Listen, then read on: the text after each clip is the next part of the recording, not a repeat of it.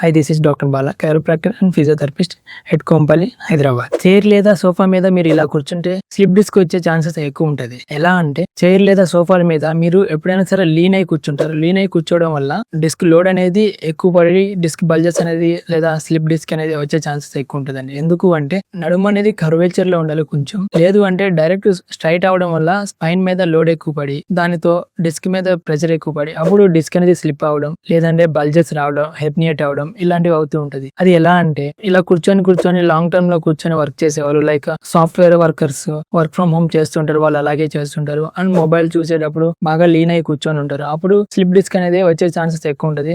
కాబట్టి ఎంత వీలైతే అంత స్ట్రైట్ గా కూర్చొని మొబైల్ యూజ్ చేయడం, లేదంటే టీవీ చూడడం, లేదంటే సిస్టమ్ వర్క్ చేయడం ఇలాంటివి స్ట్రైట్ గా కూర్చొని ట్రై చేయండి. లేదు బ్యాక్ రెస్టర్స్ తీసుకొని వర్క్ చేయండి. అప్పుడు మీకు ఎటువంటి స్లిప్ డిస్క్ కానీ డిస్క్ బల్జెస్ కానీ రావండి. Thank you.